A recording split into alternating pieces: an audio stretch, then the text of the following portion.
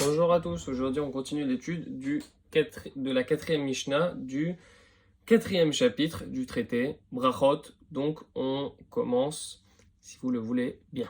Rabbi Eliezer Omer, Rabbi Eliezer dit Roset Filato Keva, celui qui fait sa prière comme étant fixe, on va expliquer qu'est-ce que ça veut dire. En Filato Hanonim, sa prière n'est pas considérée comme une supplication. Donc c'est quelque chose de négatif de faire cette fila Keva. On va expliquer. Rabbi Yoshua Omer, Rabbi Yoshua il dit Amhaler bimrom sakana, une personne qui est en train de marcher dans un endroit qui est dangereux pour lui. Itpalel tfilak tsara.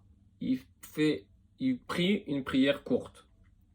C'est quoi cette prière courte d'après Rabbi Yoshua? Omer, il dit Oshar Hashem, Hashem sauve et amecha, ton peuple, et chérit Israël, ce qui reste d'Israël.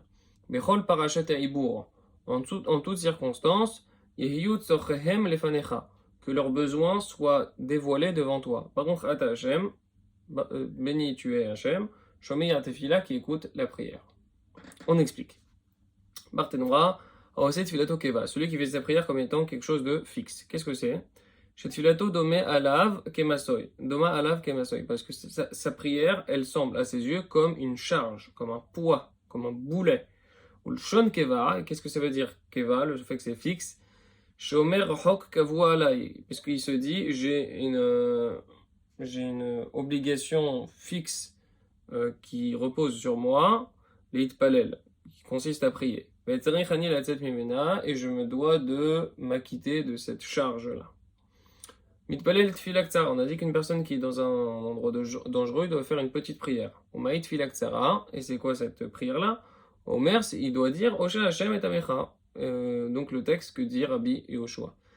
Alors qu'est-ce que ça veut dire Bechol parashat ha'ibur, à toute l'intersection des hibur. Enfin, il y a plein d'interprétations sur qu'est-ce que ça veut dire parashat ha'ibur. Mais en tout cas, voilà l'interprétation du Barthénora. En tout cas, celle qu'il va rapporter. Afilo besha Hashem porshim lavera, bien que même lors des moments où ton peuple il s'adonne sans retenue au péché, à Dieu ne plaise, que leurs besoins soient bien dévoilés devant toi, les rachem alehem, afin que tu les prennes en pitié. Parashat leshon prisha. Qu'est-ce que ça veut dire ici parasha? C'est de la même racine que prisha. Ça veut dire le fait d'être réservé, de s'être réservé à quelque chose. Donc, tandis que le mot ibour ici fait référence à la avera. Donc, ça veut dire qu'ils se sont totalement réservés au péché. Bien qu'ils soient totalement réservés au péché, que leurs besoins soient malgré tout présents devant toi, afin que tu puisses les prendre en pitié. Néanmoins, En alacha ke Rabbi Yoshua, l'alacha ne suit pas l'opinion de Rabbi Yoshua. Et là, tfila, j'ai mis même comme sakana. C'est quoi la prière qu'on lit dans un cas de danger? C'est tzorchei amecha merubim. Les besoins de ton peuple sont nombreux. Alors j'ai le texte ici en entier, je vais pouvoir vous le lire. Donc il est le suivant. Tzorchei amecha merubim. Les besoins de ton peuple sont nombreux. Vedaratam ketzara, mais leur intellect est petit. Iratson, que soit ta volonté milfanecha devant toi, Hachem notre Dieu. Shetiten lechol echad ve'echad kede parnasato, que tu donnes à chacun selon ses besoins.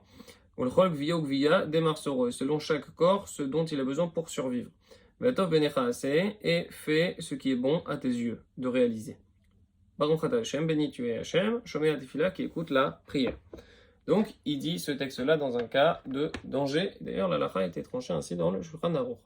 Donc mitpalel ota adam kshu me'aler, et cet homme-là il l'a dit lorsqu'il est en train de marcher. Ve'eno mitpalel lo shlosh rishonot ve'lo shalosh acharonot, il fait ni les trois premières ni les trois dernières. Et lorsqu'il aura, Bezrat Hashem, outrepassé cet endroit-là de danger, et qu'il arrivera dans un endroit où il est calme, et que son esprit sera apaisé, parce que généralement lorsqu'on vient de sauver sa vie, eh bien on n'est pas toujours très facilement apaisable, donc dès que ton esprit se sera apaisé, que tu es dans un endroit qui n'est plus dangereux pour ta vie, c'est-à-dire que la Chazor, ou le Hitpalel, Tfila, Kitkuna, Ketikuna, donc il faut refaire la tfila comme il se doit, comme l'institution, à savoir faire les 18 bénédictions, Imlo Avra Onata, à l'unique condition que le temps ne se soit pas écoulé. Ça veut dire, on a vu les zmanim de Shacharit, depuis Alot HaShachar jusqu'à Arba Shaot, pour Mincha depuis 6h30 jusqu'à Plaga Mincha ou jusqu'à Shket Achama, etc., etc. Donc tant qu'on est encore dans le temps qui est bon, eh bien, il devra rattraper la prière qu'il n'a pas faite puisqu'il était dans une situation de danger.